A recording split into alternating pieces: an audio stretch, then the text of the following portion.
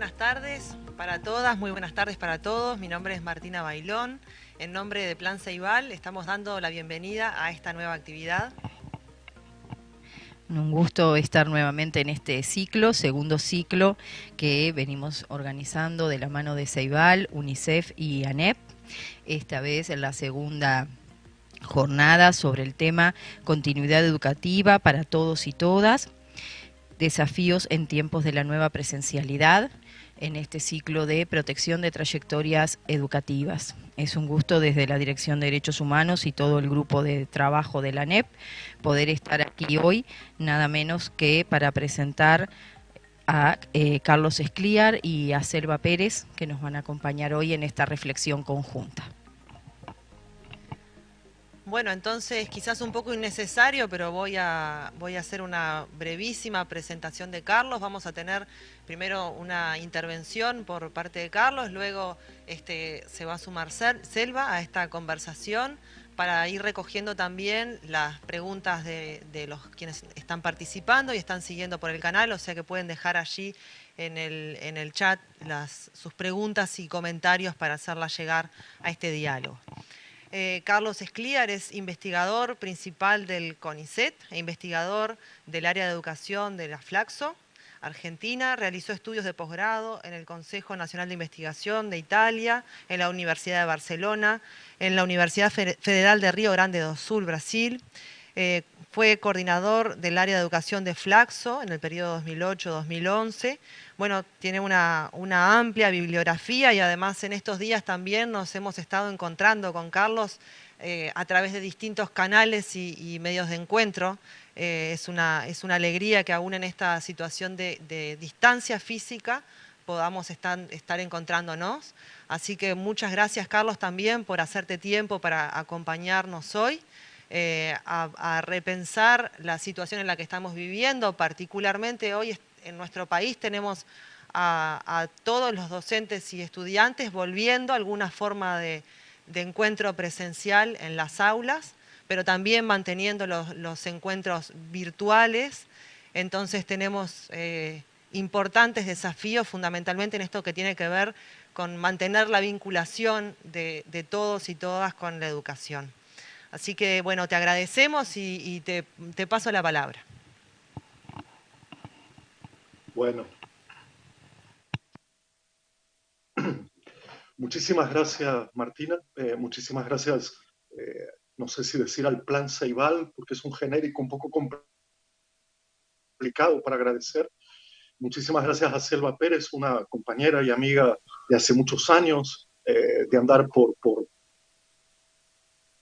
por el territorio uruguayo, transitando sobre todo por las escuelas de arte. Así que muy complacido de poder estar con ustedes, a pesar también de ser un momento que está en el límite en la mayoría de las personas que hemos asumido alguna responsabilidad pública desde hace tiempo y más particularmente en estos meses, debido a, a, esta confusión o a esta idea naturalizada de dar por sentado la conectividad y la comunicabilidad entre todos, porque tenemos que aprender ciertas formas de la disponibilidad,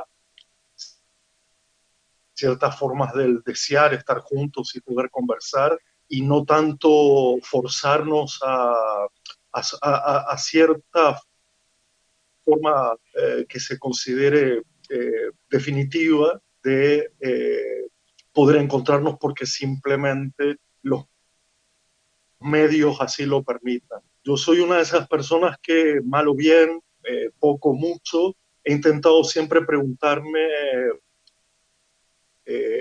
si tengo algo para decir. Y en todo caso, ese es un motivo suficiente como para elaborar y reelaborar todo el tiempo preguntas, todo el tiempo intentando no renunciar a la complejidad de las cuestiones, y mucho más en estos momentos en que de alguna manera la distancia social también se vuelve una forma de ensimismamiento o de circunspección y uno no tiene la posibilidad física de debatir gestualmente, corporalmente con los demás, como para saber si las cuestiones que nos afectan, que nos afligen, son comunes o son simplemente preguntas al paso, preguntas individuales. Para este encuentro yo me había imaginado recuperar una pregunta que nació, yo creo que horas después o el día después en que se declaró la situación pandémica en casi todo el mundo y que inmediatamente dividió las aguas a propósito de si se trataba de una oportunidad para ser mejores o si se trataba de una hecatombe que definitivamente iba a radicalizar ciertas zonas oscuras, tenebrosas del mundo. La pregunta cayó inmediatamente, fue una pregunta que yo entendí como una pregunta necesaria que podría ser considerada, por un lado, honesta, transparente, sincera, una pregunta que invita a pensar, una pregunta como problema, que es, ¿qué querrá decir creer que seremos mejores? O la pregunta formulada como si creemos que seremos mejores. Mi primera reacción ante la pregunta es que también ella podía esconder algún tipo de negligencia o algún tipo de vicio de análisis, porque bien podría ser una suerte de descubrimiento de que hasta ahora no hemos podido ser mejores o que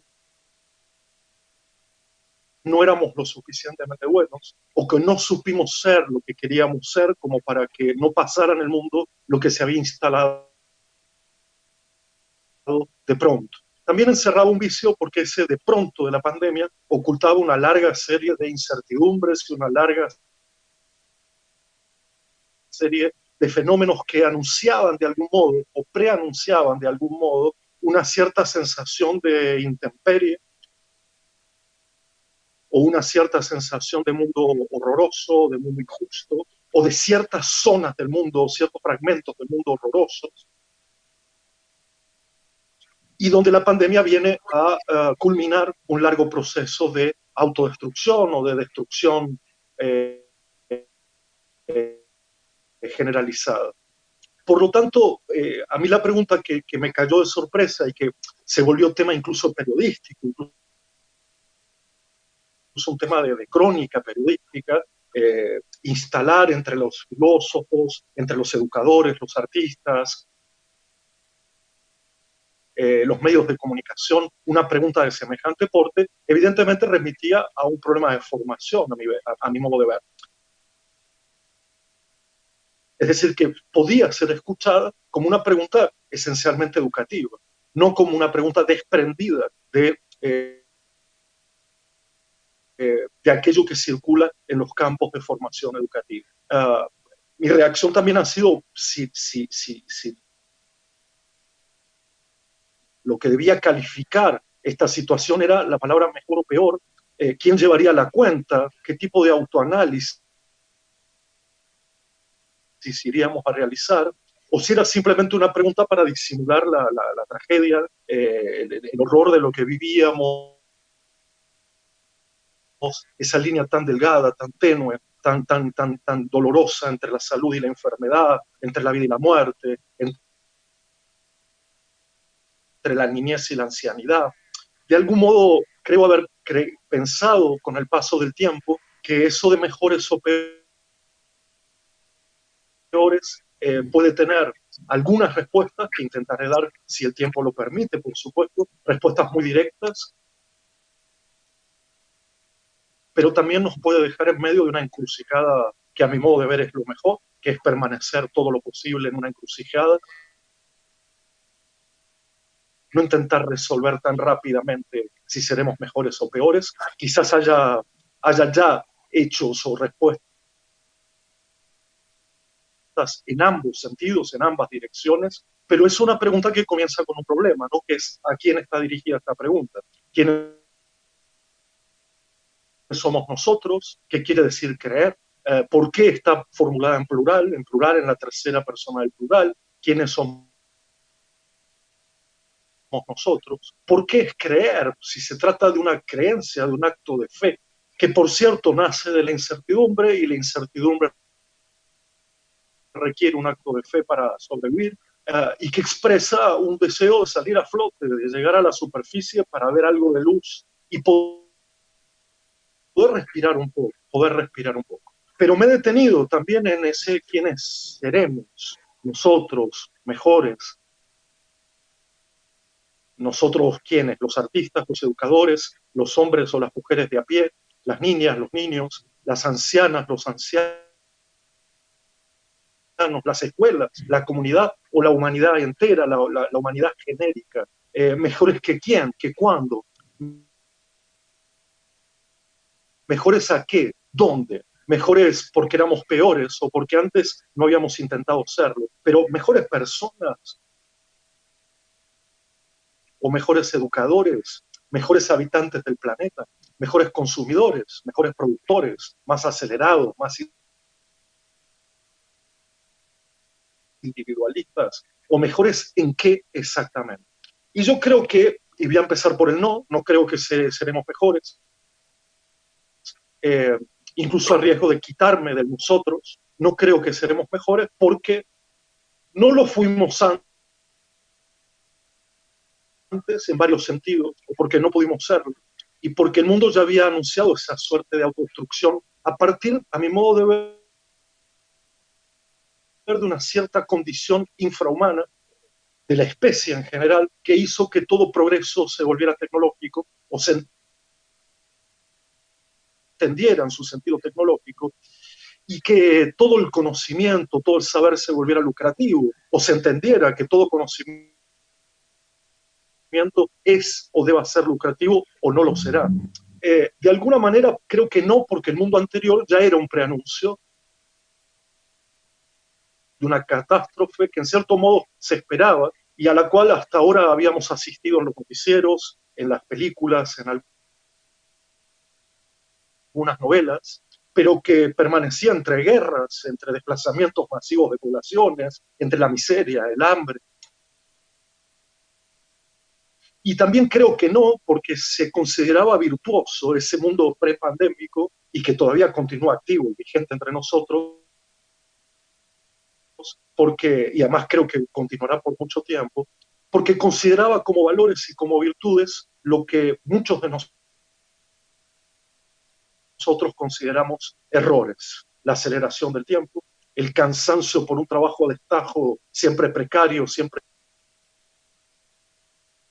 provisorio, porque la meca era el mercado y no la propia existencia en comunidad, acuciada siempre por ese extraño atributo y una quimera de ser exitosos o de creer que el fin de todas las acciones sería tener éxito, un éxito inmediato, un éxito mezquino, un éxito personal. Y también creo que no seremos mejores porque la educación en buena medida ya era un presagio de la tecnocracia, de la pérdida de centralidad de los maestros y de las maestras, de esa exigencia brutal de rendimiento y de la estimulación de lo que llamamos el la autocapacitación, y por sugerir a aquel mundo que no se trataba de enseñar, sino de aprender directamente de esa máquina llamada el mundo, o de ese mundo entendido como si fuera una máquina de pura información. Y no porque hemos confundido de una manera torpe, a mi modo de ver, o de una manera superflua, que primero está la conectividad, después en todo caso la comunicación, y por último la responsabilidad por tener algo que mostrar del mundo que nos apasiona, de ese otro mundo que no es una máquina de información, de ese otro mundo que está lleno de otras virtudes y de otras posibilidades. Eh, Recién lo había expresado muy bien un filósofo que leo seguido, Santiago Albarrico, que dijo algo así como que en cuanto al tiempo de confinamiento es paradójico, porque encajonado o aprisionado en un espacio estrecho, él mismo se volvió un espacio de manera que se recorre la jornada en los mismos 4 pasos con que recorremos la habitación. De un solo paso, sí, ha llegado la noche, y el tiempo de las nuevas tecnologías no es un tiempo estancado, no es un tiempo variado, es el discurso mismo del tiempo. No hay una memoria del tiempo tecnológico. Llamar o Internet es un órgano rumiante que no distingue entre la ingestión y la evacuación, y una escupidera que no devuelve la saliva. Pero al lado de este mundo que me da a entender que no seremos mejores, hay otro mundo en el que creo que sí seremos mejores, porque también es un mundo que no se espera para después, no es ser mejores más adelante, algún día, alguna vez, reconciliándonos con algo o con alguien, sino que es un mundo mejor aquí y ahora, en este preciso momento, porque nos hemos dado cuenta ahora, en el presente, que el mundo es algo que hay que cuidar, y también que el mundo es algo de lo que hay que tener cuidado, y que justamente este es el contenido sustancial que cualquier regreso a la escuela debe plantearse furiosa, con furioso cuidado. De alguna manera, las escuelas son los lugares donde aprendemos a cuidarnos del mundo, de cierto mundo, y a cuidar el mundo, cierto otro mundo. Porque también nos hemos dado cuenta en este proceso, durante este tiempo, que la escuela o las escuelas no pueden estar en los hogares, y que su tiempo y su espacio crea algo que echamos de menos, echamos en falta inmediatamente. Y esto es interesante de remarcar, como también rápidamente, apenas comenzada esta educación a distancia, esta tecnoeducación, nos dimos cuenta que quizás lo que extrañábamos de las escuelas era otra cosa, o era algo más esencial.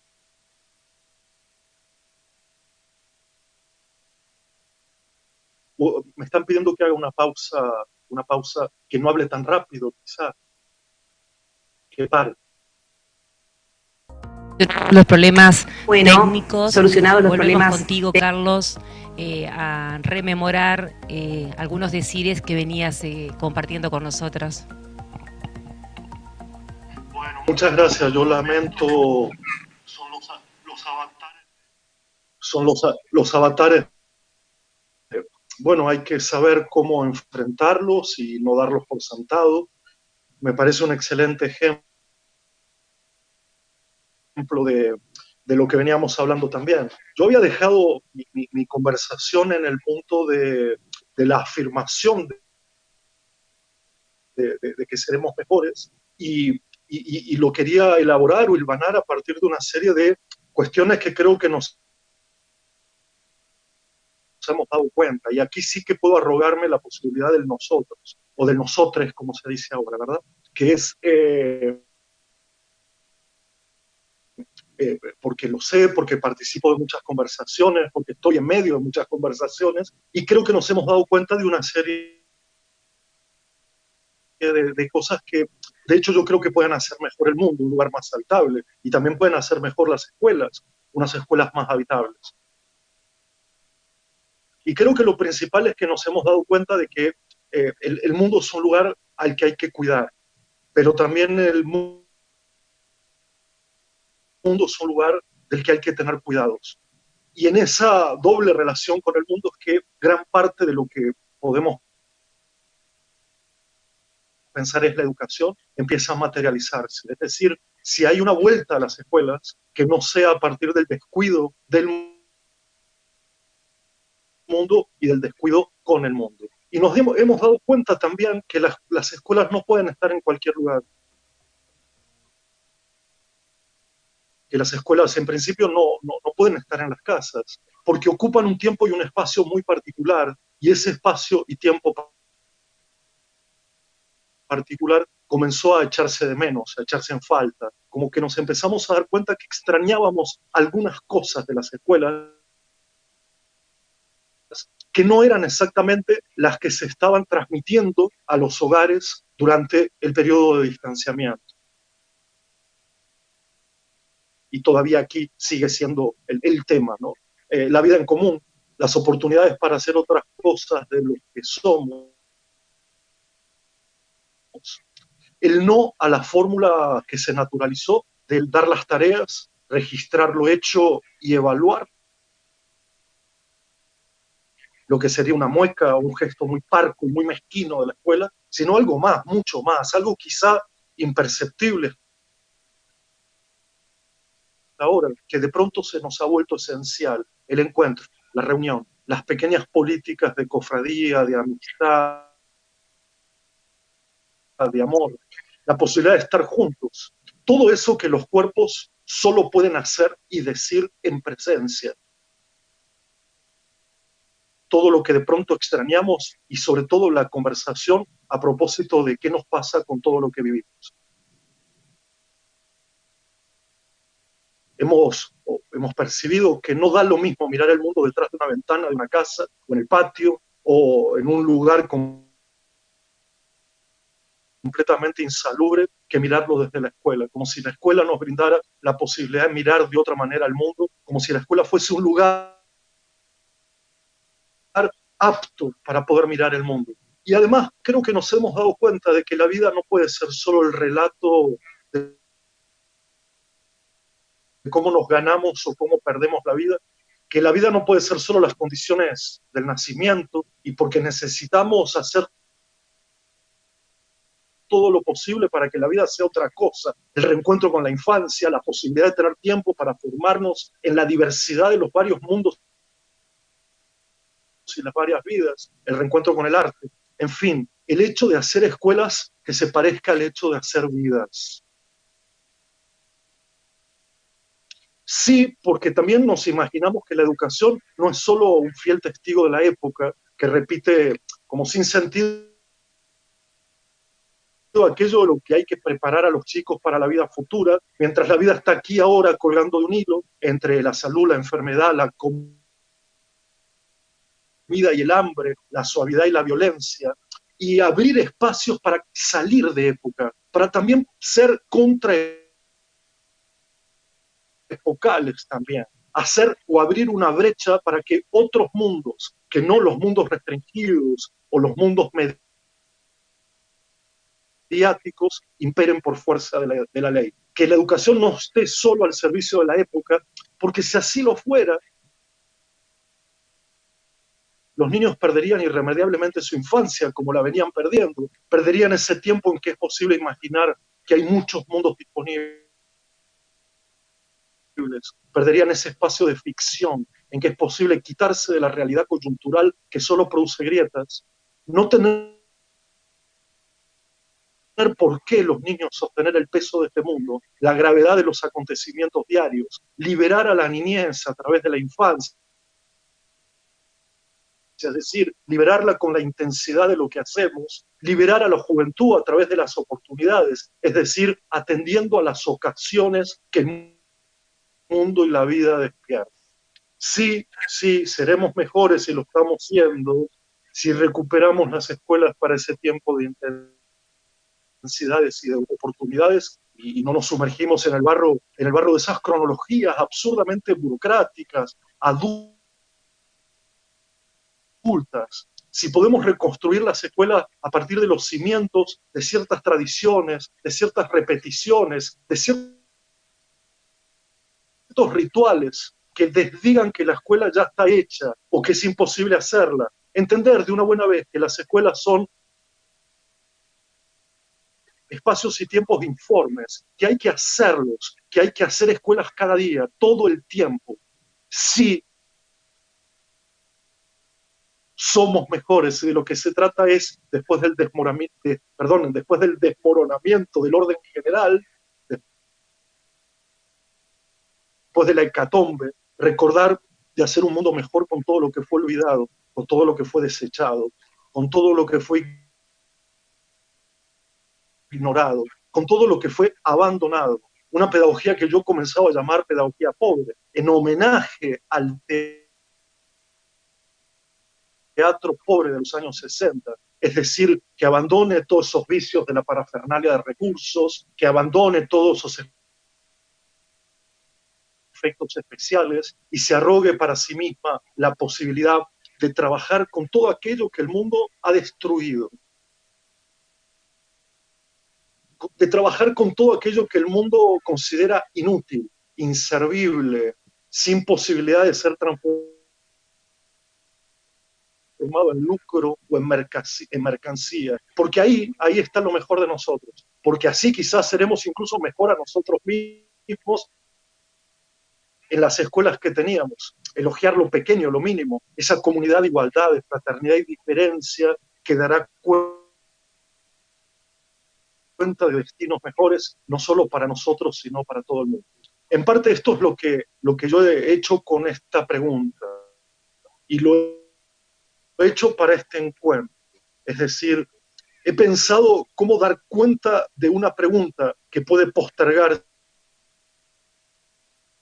indefinidamente, es decir, dejar para después la cuestión de si seremos mejores más adelante, tal vez más tarde, qué nos enseña este periodo absolutamente atípico o distópico de nuestras vidas e intentar traerlo al presente. En algunos países del mundo la disputa ha quedado claramente delineada. Hoy se trata de una batalla, por momentos de una batalla muy interesante que hay que dar, pero por otros momentos será una batalla campal entre algo que yo he llamado la tecnocracia y algo que podríamos llamar el neohumanismo de las pequeñas cosas. Y en esa batalla no queda otra posibilidad que no ser temerosos o que no ser cobardes, porque creo que va a haber que tomar partido. Tomar partido aquí quiere decir utilizar los recursos de la tecnología, cuidando al planeta, como uno de los medios disponibles que la humanidad ha creado a lo largo de su historia, junto con tantas otras tecnologías que hemos enterrado demasiado prematuramente. Pero no colocar la tecnología como una forma de gobierno a propósito de satisfacer, contentar, alegrarnos, porque estamos conectados, pero ahora no sabemos qué decir, ni para qué decirlo, ni quién lo diría. Recuerdo, y si me permiten, dos pequeños ejemplos de este periodo que acabamos de pasar y que creo que su ejemplaridad puede servirnos para darnos cuenta con más detalle y con más intensidad de lo que estoy queriendo decir. En México, todos los días durante la pandemia, y todavía hoy a las 7 de la tarde, un grupo de adultos que han tenido o que han sido diagnosticados como autistas, encienden sus teléfonos, los dejan encendidos para encontrarse entre ellos de 7 a 7 y media todas las tardes. ¿Qué dicen? Quizás no digan nada. ¿Qué hacen? Quizás solo necesiten verse. ¿Cómo lo hacen? Tratando de estar juntos. Porque la vida singular los ha condenado al silencio, al oprobio, a la incomprensión. Y hasta en las situaciones más extremas, la necesidad de encuentro se vuelve absolutamente patente y materializable. Pero usan los teléfonos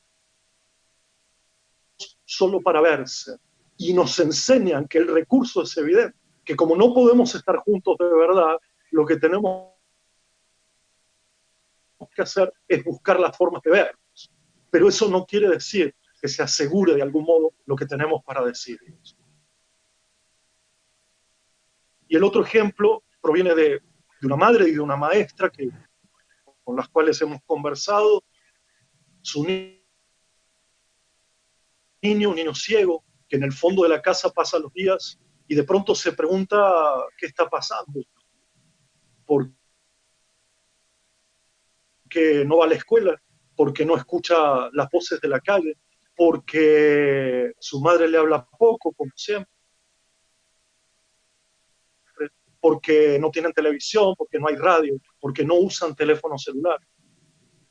Y lo que el niño se pregunta es si allá afuera están todos muertos. Y me parece que la única posibilidad que tenemos es que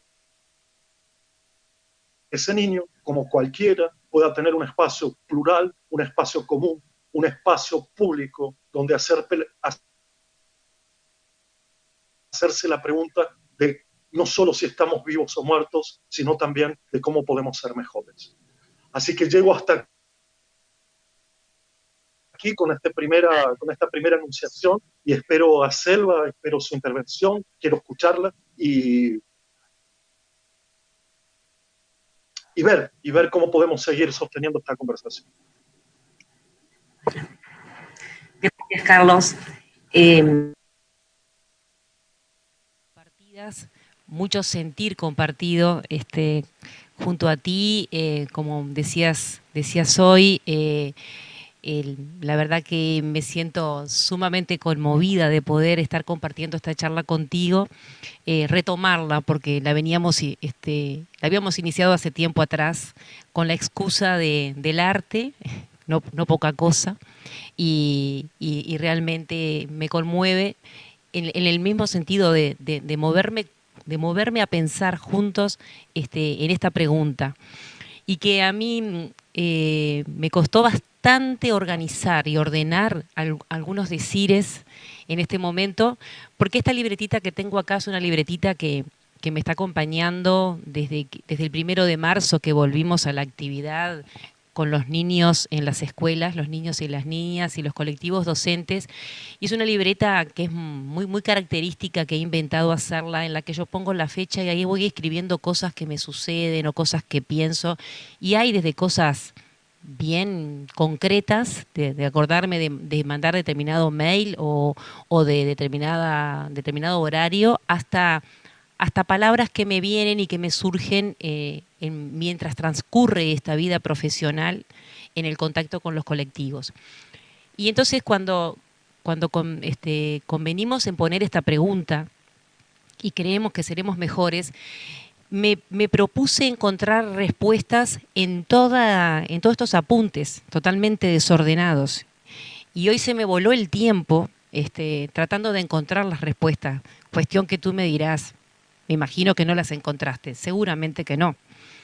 Porque fue tanto lo que encontré leyendo desde el 1 de marzo hasta ahora, que a veces pienso que ya pasó más de un año.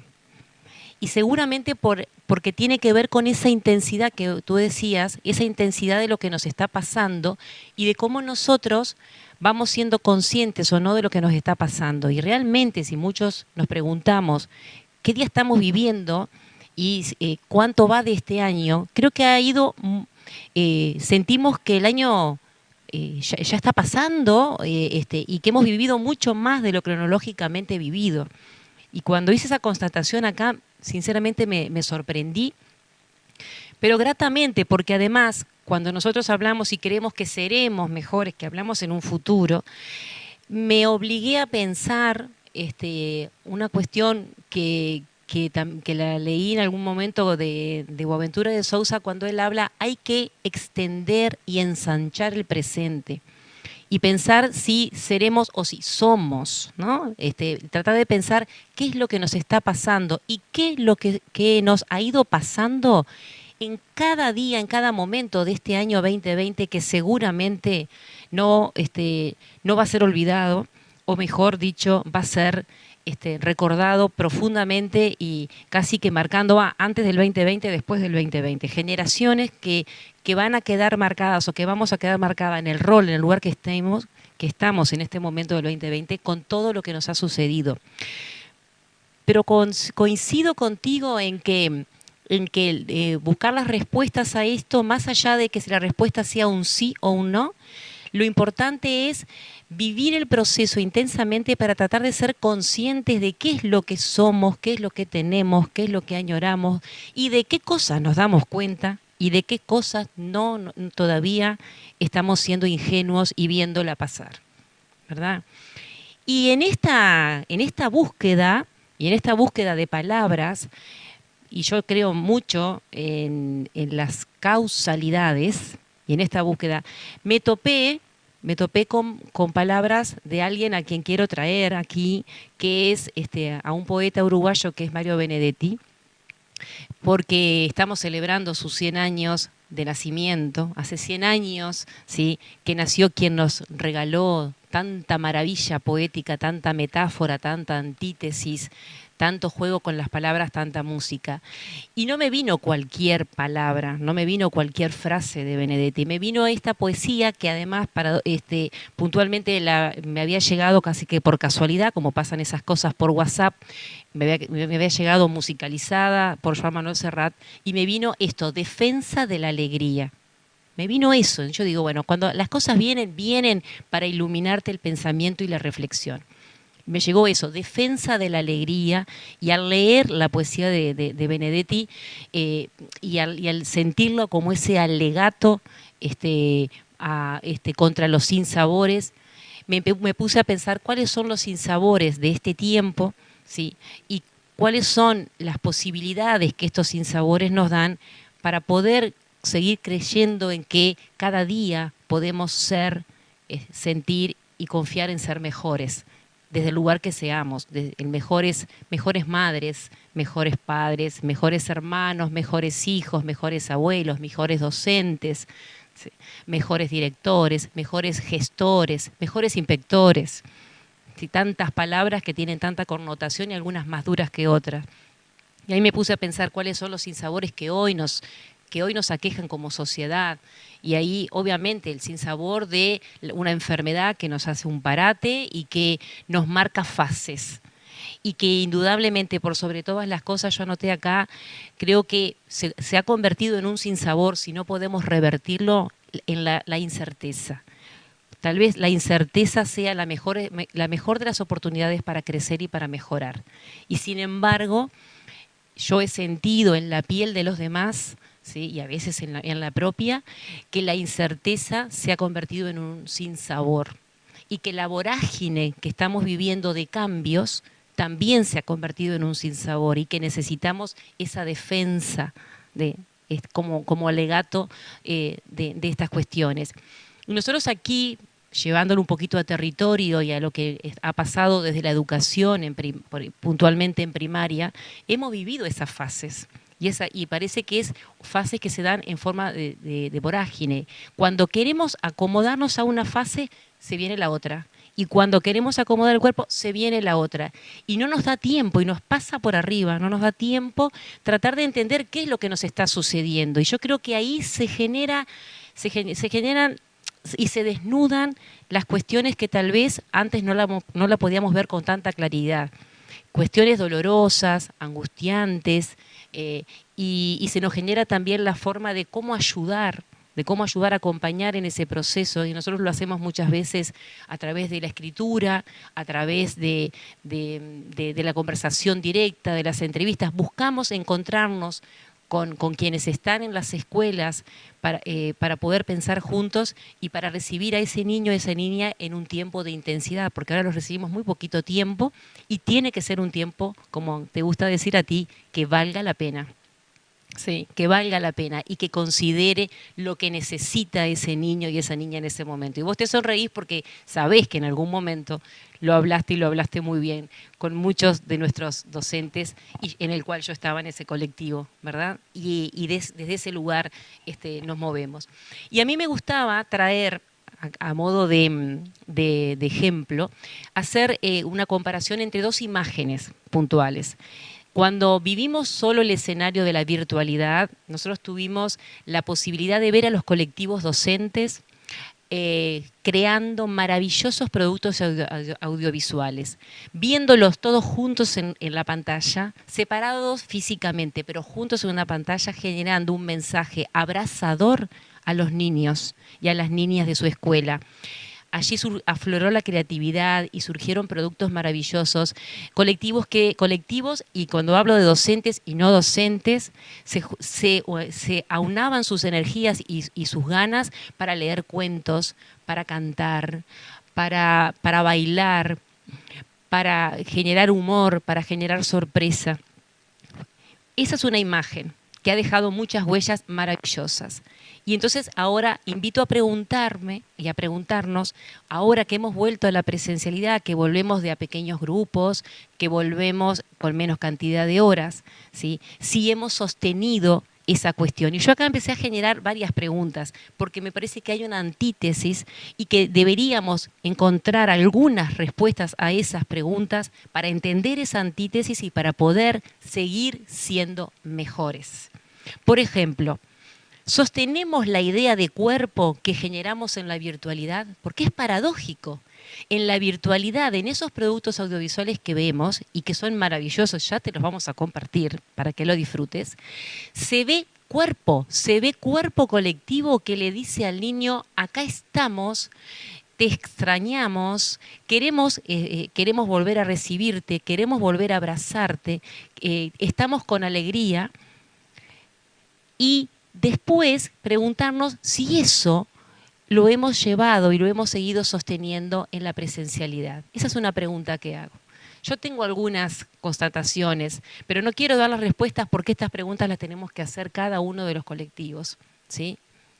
Otra pregunta que me surgía, ¿seguimos pensando desde un esbozo de la interdisciplinariedad? Porque en esas huellas audiovisuales que quedaron, se nota que allí había un encuentro a pensar en grandes conceptos, ¿sí? Y a nutrirlos desde las diferentes disciplinas, maravillosamente, sin ningún decreto, ¿sí? Y sin incluso la posibilidad de sentarse alrededor de una mesa, porque cada uno tenía su mesa, cada uno tenía su micrófono, cada uno tenía su dispositivo, pero se encontraban. Y preguntárnoslo si ahora en la presencialidad, ¿sí? Hemos podido continuarlo, o cómo hemos vuelto a la escuela, cómo estamos hasta físicamente dispuestos en la escuela. Preguntas que hay que hacerse para poder llegar a la escuela y mirarse y comparar.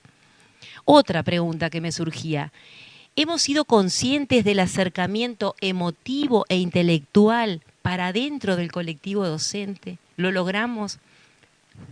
Y yo invito a mirar esos audiovisuales de nuevo y a pensar, ¿qué me pasó? ¿Qué nos pasó para que llegáramos a construir esos audiovisuales? Y ahora que volvimos a la presencialidad, ¿cómo estamos? ¿Nos sigue pasando lo mismo? ¿Nos sigue pasando mejor? ¿O no lo hemos logrado? Se daba allá, pero acá no. Esas son preguntas que tenemos que generarnos, porque además tenemos que preparar, digamos, la tierra fértil para que cuando llega el niño a la escuela, eso se respire, se viva, se vibre. Otra, ¿en quiénes pensábamos cuando nos largábamos a crear? Cuando largamos a crear tanta producción. ¿En qué? ¿En quiénes? ¿Estábamos pensando en nuestros niños? Seguramente que sí. ¿Seguimos pensando en ellos ahora que estamos en la presencialidad? ¿Cómo seguimos pensando? Otra, ¿hemos podido visitar nuestras prácticas de enseñanza? ¿Nos hemos tomado el tiempo de mirar todas esas huellas que generamos, que ahora quedaron porque están en la web? Están. ¿Podemos tener el valor, la osadía de volver a mirarlas, de volver a mirar y de volver a ver para poder leer, inferir cuáles son los modelos didácticos a los que adherimos? ¿Qué lugar ocupa el niño en esas prácticas? Porque ahora sí que tenemos elementos, ahora sí que tenemos insumos para poder analizarlo. Tenemos que tener solo las ganas, solo la confianza de que lo que vamos a encontrar nos puede satisfacer o puede no satisfacernos y en ese caso tendremos que perdonárnoslo y tendremos que seguir buscando ayuda para mejorar. Hemos realizado el ejercicio de trascendernos, separarnos para descubrir ese modelo de enseñanza. ¿Cuánto hemos integrado, valorado, reverberado el encuentro con las familias? Porque también ahí me vienen dos imágenes muy claras. Hemos compartido y nos hemos llegado a conmover hasta las lágrimas de videos en los que las familias se organizan, liderados por sus niños, para bailar, para cantar, para contarnos qué pasó con una película, para poder compartir actividades incluso de educación física. Y te digo que hay maravillosos ejemplos de eso. Y entonces, y ahora que volvemos a la presencialidad, ¿qué pasa con eso? ¿Qué pasa? ¿Cuánto estamos optimizando de eso que generamos cuando el COVID nos decía no se pueden acercar? Y ahora nos acercamos un poquito más. Habrá 1,5 metros de distancia, pero nos acercamos. Estamos compartiendo físicamente un espacio. Nuestros cuerpos pueden llegar a vibrar juntos si somos conscientes de ello. ¿Qué hacemos con la familia? ¿Seguimos emocionándonos con eso? ¿Lo seguimos invitando a integrarse? ¿O ahora hay alguna otra cuestión de miedos que a lo mejor nos hace que nos esperen del portón para afuera y que ese control que nos determina el COVID nos está afectando también lo pedagógico? Son preguntas que nos tenemos que hacer porque de eso hay que tener cuidado, y mucho cuidado. ¿Cuánto nos hemos abierto a la escucha de la proposición de nuestros niños? Yo creo que en estas evidencias virtuales nos puede quedar mucha evidencia de cuánto hemos propuesto los adultos a la hora de enseñar, de vincularnos y de enseñar, y cuánto hemos escuchado de la propuesta que nos hace el niño. ¿Cuánto ha entendido el niño de lo que nosotros le hemos propuesto?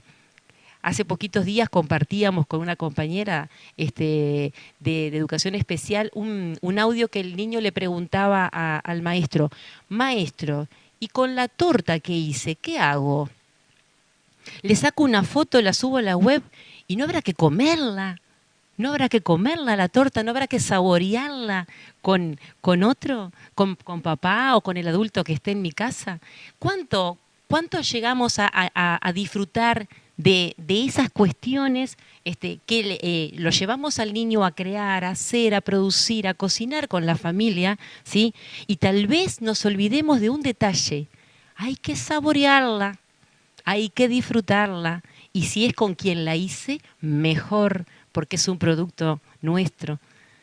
Entonces, esas son cuestiones que además desde el lugar de la mayor humildad creo que nos pueden ayudar a ser mejores, y a ser mejores en una pedagogía que yo le estoy empezando a llamar aquí. Vos hablaste de pedagogía pobre, y yo hace unos cuantos días que me viene, así como me vino la defensa de la alegría de Benedetti, me viene la palabra empatía. Y le doy con la empatía. Y he buscado qué significa la empatía, porque ese ejercicio también lo he aprendido contigo, que has sido gran tutor en esta generación de esta pedagogía indirecta. Y he buscado de dónde viene la empatía. Y la empatía, hasta etimológicamente, viene de la pasión y de la compasión. Viene desde un lugar que ahora, en el siglo XX, se mira de otro lugar, porque en realidad la empatía, y me gusta decirlo, y por eso que creo que podemos pensar en una pedagogía pobre pero empática, ¿sí? O pobre, una pedagogía empatía, pero de la pobreza de ir a lo genuino, como vos decís, ¿sí? Porque es desarrollar, y además es una habilidad que se desarrolla permanentemente, que no es innata, que se desarrolla, que es justamente de desarrollar habilidad cognitiva y emotiva para entender el sentimiento del otro, la emoción del otro. Y creo que en todas estas preguntas y en todo lo que vos venís proponiendo, si no hay ese desarrollo de esa habilidad para poder entender lo que le pasa al otro, y a nosotros como docentes nos interesa qué le pasa a nuestros niños, a nuestras niñas, a nuestros adolescentes, ¿sí? A nuestros estudiantes magisteriales y de profesorado, qué le pasa a ese otro que vino hacia nosotros porque quiere aprender para poder enseñar más y mejor. Entonces, creo que esa pedagogía de la empatía nos puede ayudar en tanto seamos conscientes de cada paso que damos, en tanto hagamos ese ejercicio de sentir y de practicar empatía. Y a mí me gusta mucho alentar a todos los docentes a que planifiquemos con el juego, a que planifiquemos con la sorpresa, a que planifiquemos con la musicalidad de las palabras, a que planifiquemos desde el humor, a que juguemos con el absurdo, a que incorporemos el movimiento, a aceptar lo disruptivo como una oportunidad para crecer, a hilar fino en cada una de nuestras propuestas, pensando que la didáctica como arte y ciencia nos puede ayudar a sorprendernos y a sorprender al otro. Yo el otro día escribía como dos dos aseveraciones fruto de una reunión de compañeros que habían recorrido mucho el territorio y en el que estábamos comparando estas percepciones, ¿sí?, y estas imágenes. Y escribí, habitar los espacios superando el miedo, porque creo que la creatividad que se tuvo desde la virtualidad ahora está siendo obnubilada, inmovilizada por el miedo del contagio, o sea, el miedo físico. ¿Sí? Y los niños muchas veces le preguntás, te acercás a ellos a hablar y lo primero que te hablan es hay que lavarse las manos, no hay que hacer esto, y está bien porque tienen que ser conscientes de eso, pero que no se vuelva tan, tan extremo que le impida vivir, que le impida disfrutar, y ojo, que no vaya a sentir que el otro puede ser una amenaza para él, porque el otro puede contagiarme o yo puedo contagiar a él. Es un hilo muy fino en el que tenemos que ser conscientes y que esta pedagogía de la empatía tiene que poner sobre la mesa entre los docentes, con las familias, con los niños, para protegernos de eso. Y que el miedo no nos paralice al punto de que no podamos jugar. Hay muchísimos juegos que implican movimiento y que no tiene por qué poner en riesgo la salud, ¿sí? Hay muchísima música que se puede escuchar, hay muchísima poesía que se puede compartir, hay muchísima magia que se puede construir en las aulas y no estamos amenazando y no estamos siendo amenazados porque nuestra salud esté en juego. Y yo hay otra cosa que también digo, vamos a cuidarnos de no olvidar, no olvidemos lo que extrañamos cuando estuvimos en la virtualidad.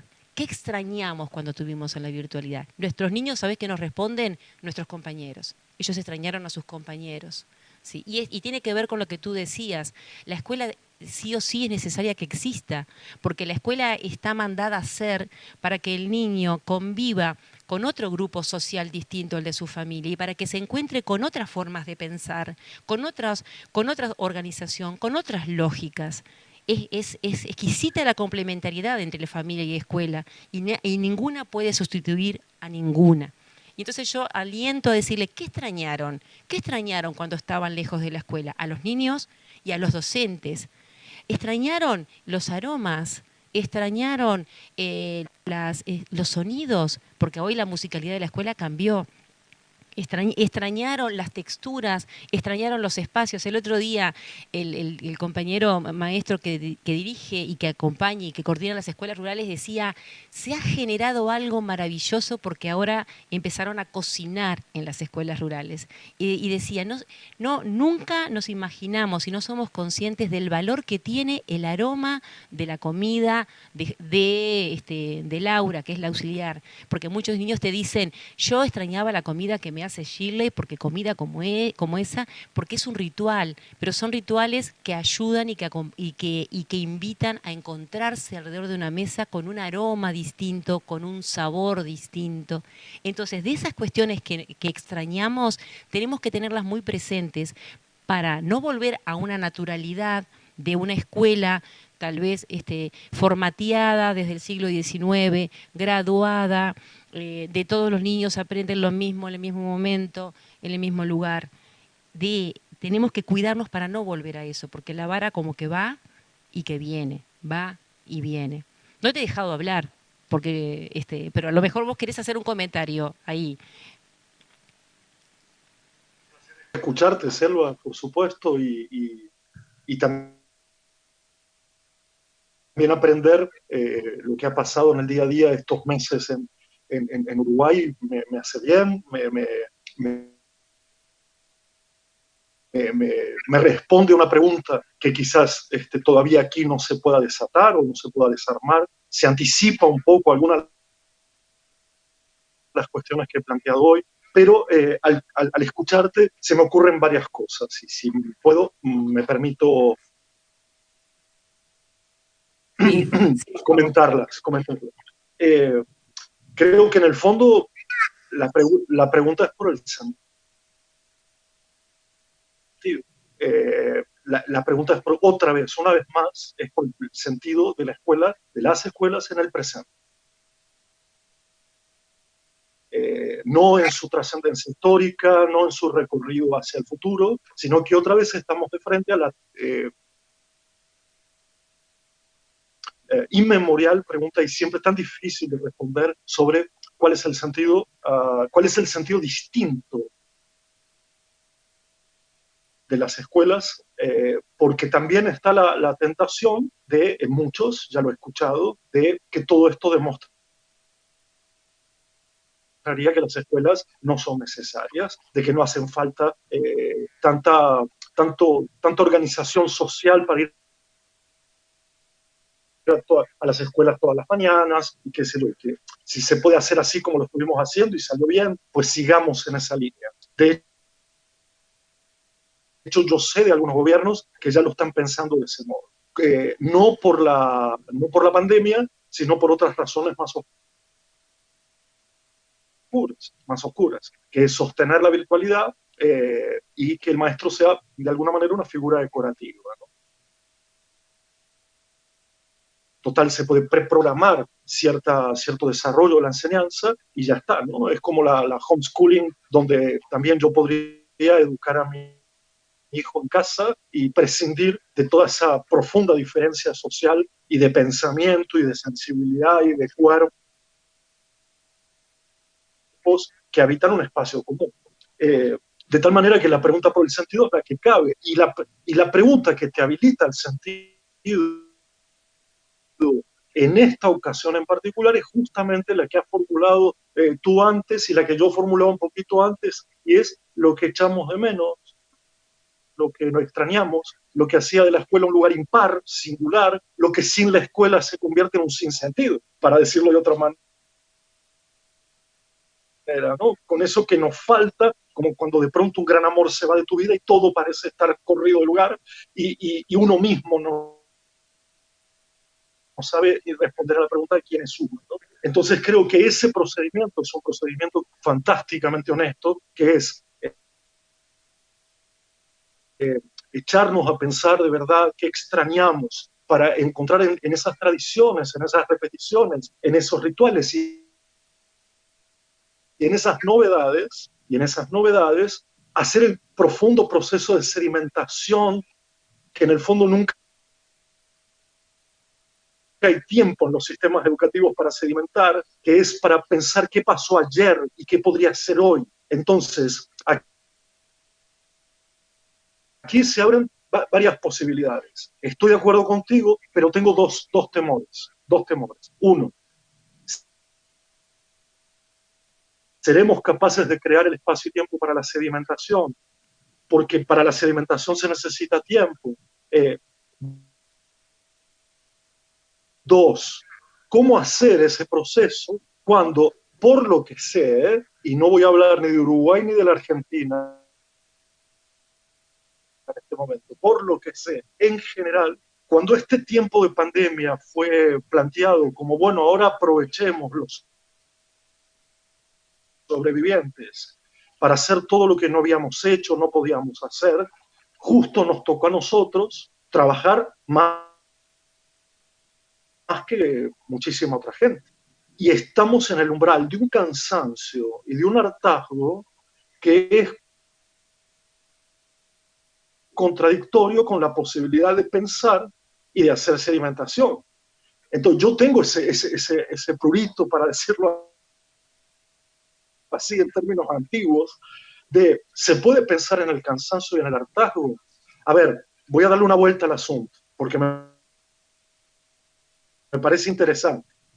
Generalmente dicen los filósofos que los pensadores, los que piensan, lo hacen bajo ciertas condiciones. Por ejemplo, una de esas condiciones es la distancia necesaria con la cotidianeidad. Hay una especie de suspensión para poder pensar.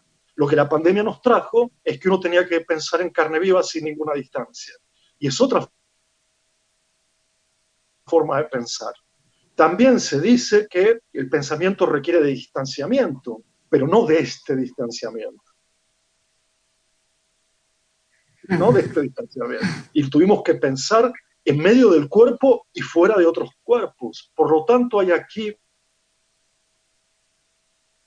una condición de pensamiento que hay que ayudar a que se desarrolle, que es pensar en carne viva, pensar en el dolor, pensar como sobrevivientes, pensar lo que quedará y tratar de descansar para poder pensar.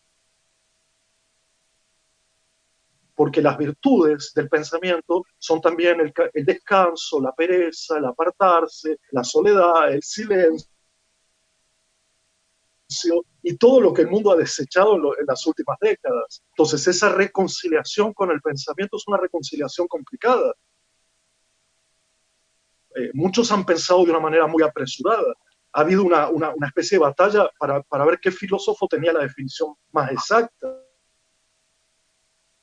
de lo que era la situación pandémica. Y aún así yo creo que hay cosas muy interesantes sobre qué quedará y qué no quedará, porque eso también se expresa en fuerzas políticas. Hay una tensión que nos mostrará que algunos querrán que queden algunas cosas y otros querremos que queden otras. Tomo tus ejemplos. Experiencias maravillosas de arte, experiencias maravillosas audiovisuales, experiencias maravillosas con las familias. ¿Qué quedará de eso ahora que nos volveremos a encontrar? La pregunta aquí para mí es, si esta oportunidad ha sido solo contingente y la desecharemos apenas volvamos a cierta habitualidad, olvidando que la habitualidad nos hacía sentir incómodos en muchas cosas, me refiero al mundo anterior a la pandemia, con el cual no estábamos de acuerdo en todo, como para querer regresar a una cierta normalidad a ese mundo con el cual teníamos muchas disidencias. De tal manera que me parece que todo lo que se ha podido expresar, producir, el punto de vista de los niños y las niñas durante este periodo ha sido fantástico y hay que también sedimentarlo, hay que incorporarlo a nuestro lenguaje, porque antes estaba completamente separado. Y ahora cuando empezamos a preguntar, cuéntame dónde estás, cuéntame qué estás haciendo, cuéntame cómo es el mundo donde tú estás. Una niña nos dijo, bueno, veo pasar los basureros, veo pasar la policía, veo pasar los enfermeros. Dice, se ve que el mundo sigue, pero nuestra vida no. Y esto está escrito, está registrado, lo ha dicho una niña en ese ejercicio de qué veo a través de la ventana. Entonces, dos cositas. Se han hecho cosas maravillosas. Mi pregunta es, ¿y qué hemos podido conversar sobre ellas? Para que no se extingan en lo efímero de Internet, para que no se suiciden inmediatamente con la próxima producción, para que a una experiencia audiovisual no le siga otra, y ya nos, en vez de navegar por Internet, naufraguemos. Entonces, lo que garantiza una cierta estabilidad de lo que queremos que permanezca es la conversación que viene atada a la experiencia. Y eso pudo hacerse relativamente, yo creo. Y la vuelta a las aulas, a mi modo de ver, y es un modo de ver muy humilde y muy periférico, es que volvemos para conversar sobre lo que ha pasado.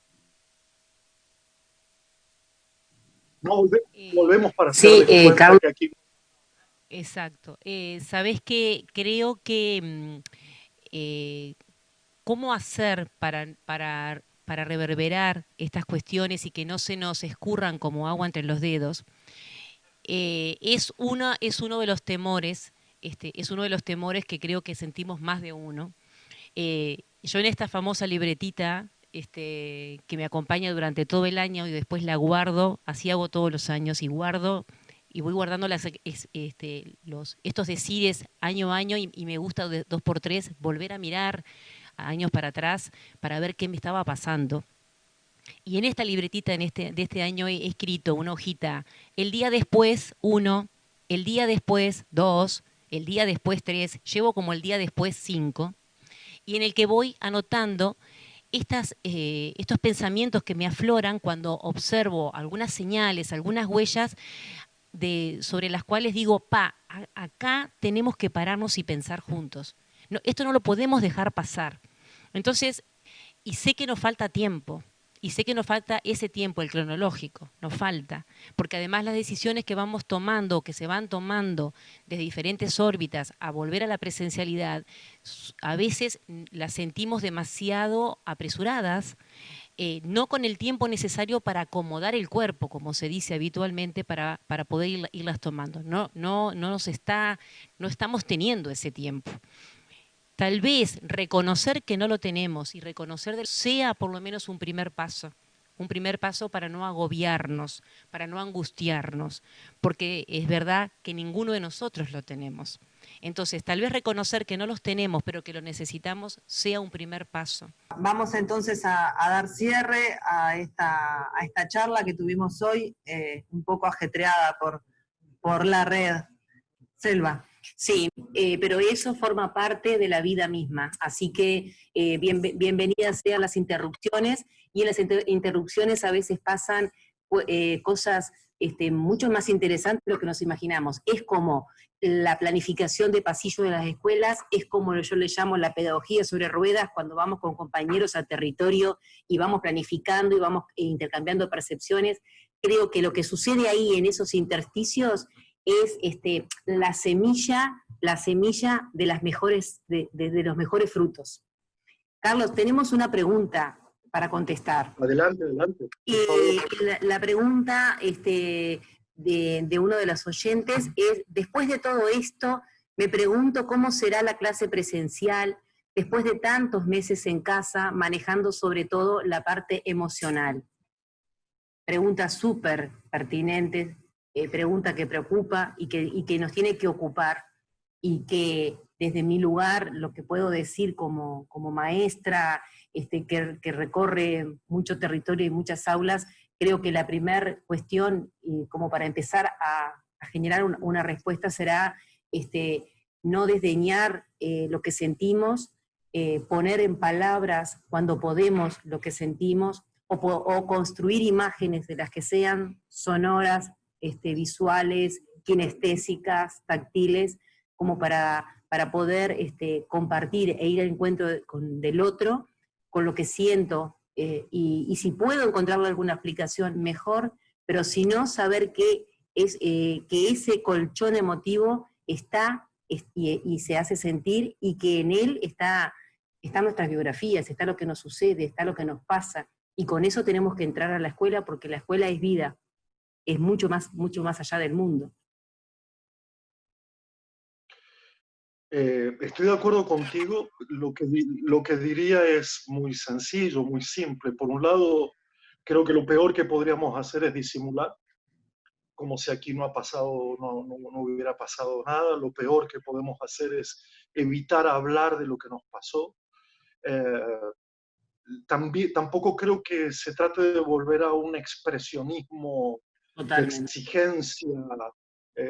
Me vas a tener que revelar lo que sentís, porque no se trata de eso, se trata de otra cosa, y apelo entonces otra vez a la pedagogía pobre o la de la empatía, como quieras, que tiene que ver con cómo le preguntarías a alguien que de verdad te importa cómo ha estado, qué le ha pasado, cómo está ahora. Si no es así, con estas palabras: ¿qué tal? ¿Cómo has estado? ¿Qué tal? ¿Qué te ha pasado? ¿Qué te gustaría contar? ¿O qué todavía no es posible contar? Creo que hay dos o tres cosas que hay que contener: el veneno, el tragarse la lengua y el expresionismo. En esos límites, yo haría la simple pregunta que le haría a Martín ahora, que te haría a ti, Silvia, ahora, que es: ¿y qué pasó? ¿Cómo la pasaron? ¿Qué fue lo que pasó? ¿Qué quieres contarme? Abrir la conversación, y en eso recupero la figura del educador como aquel que sostiene una conversación a propósito de qué hacemos con el mundo y qué hacemos con la vida. Por lo tanto, la vuelvo a poner en ese planteo con esas restricciones, de que por favor no caigamos en la trampa de tirar de la lengua a toda costa, cada uno a su tiempo, cada uno con su lenguaje, pero eso sí, sin cercenar ni didactizar la conversación a propósito de lo que nos pasa. Tal cual. Y yo agrego algo más. porque cuando nosotros enseñamos, cuando nos proponemos enseñar el contenido que queramos, tenemos que tomar conciencia de que cuando enseñamos no estamos enseñando desde lo intelectual, estamos enseñando con todo y con todos. Entonces, seguramente lo emocional esté transversalizado en nuestras prácticas, esté transversalizando ese momento en el que estamos enseñando y en el que el otro puede, quiere y desea aprender si es que lo logramos, y no es necesario poner en palabras lo que queramos, sino que lo que importante es estar atentos a la hora de enseñar de cuándo aflora el sentir. Yo cuento una pequeña experiencia. El otro día estaba mirando una clase por Zoom de un alumno de educación musical que estaba intentando enseñar a través de Zoom jazz, y el chiquilín, uno de los alumnos que estaba conectado, decía, eso lo escuché porque además, si hay algo que escuché de jazz, porque mi padre inundaba la casa de jazz. Ahí ya está la conexión con lo emocional, ahí ya está la conexión biográfica, que a lo mejor puedo reverberarla, que a lo mejor puedo optimizarla en clave de poder seguir enseñando qué es el jazz, y ahí no necesito preguntarle cómo te sentís o cómo te sentiste. Lo que sí tengo que hacer es considerar que en todo el conocimiento que estoy construyendo estamos nosotros, está lo biográfico, está lo emocional, no hay que separarlo. Lo peor que podemos hacer es pensar que ahora trabajo lo emocional y ahora trabajo lo intelectual. Está transversalizada, eso es corporeidad, eso es darle cuerpo a la educación, que va mucho más allá de un movimiento físico, porque a veces se piensa que el cuerpo porque se mueve el cuerpo, no. Corporeidad es considerar lo biográfico, lo que añoro, lo que siento, de dónde vengo, a dónde voy, y eso se conecta permanentemente cuando estoy construyendo un conocimiento hasta de física cuántica. Tenemos que ser conscientes de eso, y ahí lo emocional aflora, y si aflora, aflora desde lo biográfico, desde la anécdota, pero aflora al servicio de que estamos construyendo, que estamos generando un nuevo conocimiento y uniendo lo que es la vida con el mundo. Yo te voy a invitar a terminar esta charla que ha tenido tantos altis y bajis, que no sé si se dice así, pero lo inventamos total, podemos tomarnos licencia, porque me gustaría volverte a este paisito de Uruguay con la expresión de Benedetti, porque Benedetti escribió esta poesía y decía, defensa de la alegría. Y yo, desde el punto de vista más osado, me voy a tomar el atrevimiento de leer el primer verso de cada una de las estrofas que escribió Benedetti, pero voy a hacer con el ejercicio de defensa de la escuela.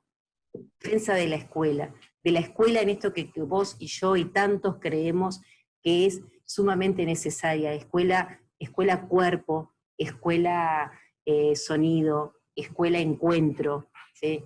Escuela vibración total, ¿sí? Escuela de vibra total y social. Y entonces, mirá, dice Benedetti, dice, defender la alegría como una trinchera. Y yo, con el permiso, digo, defender la escuela como una trinchera. Defender la alegría como un principio. Y yo digo, defender la escuela como un principio. Defender la alegría como una bandera. Defender la escuela como una bandera. Defender la alegría como un destino. ¿Cómo decís vos ahora? Defender la escuela como un destino. Estaba atento, señorita. Defender la alegría como una certeza. Martina, defender la escuela como una certeza. Defender la alegría como un derecho. Defender la escuela como un derecho. Y acá dice, y también, dice Mario Benedetti, al terminar, defender la alegría como un derecho y también de la alegría. Y yo creo que tendríamos que decir defender la escuela como un derecho y también defenderla de la escuela. De esa escuela que tenemos que revisitar, que cambiar, que modificar permanentemente. ¿Sí? De esa escuela que tiene que sí o sí ser garante de amores, garante de sabores, garante de olores, garante de colores, ¿sí? Garante de vida para nuestros niños y nuestras niñas. ¿Y qué decís vos para terminar? Bueno, uno de mis libros preferidos en el campo de la educación se llama, curiosamente, En defensa de la escuela. Por lo tanto, me parece que es un hermoso cierre pensar en el elogio más que en la crítica despiadada. Es poder recuperar algo de esa elegía, de ese canto, de esa celebración, que siempre trae una parte de alegría, pero también una parte de aquello que para nosotros debería morir, que no tiene ningún sentido que siga, y que habrá un renacimiento y habrá nuevos que harán de la escuela otra cosa, pero que la escuela no está hecha y hay que defenderla, es un hecho. Así que nada, muchas gracias. Espero volver pronto. La verdad que no aguanto más. Y lo digo consciente de la necesidad del cuidado, pero al mismo tiempo sabiendo que mi mundo, mi vida está también en esa forma de travesía, de la cual escuchar es la parte más importante. Así que muchísimas gracias y hasta pronto, espero verlos pronto. Muchas gracias, Carlos. Gracias. Gracias. Y que nos podamos volver a abrazar. Hasta luego, muy pronto. Gracias. Chao.